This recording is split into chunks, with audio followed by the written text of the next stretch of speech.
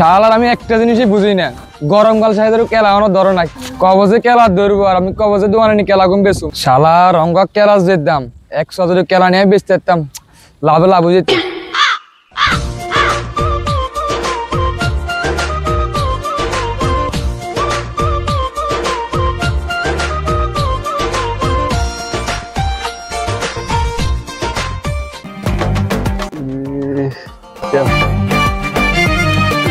এই আর মানে মিয়া সাই কিসে কাকু কিসে, কি লেভেল আছেন, কি করবেন নাকি? বাতি যাও কাস্টমার চাইছে। কিসে কিনলে কাস্টমার দিয়ে কিনবেন আপনি?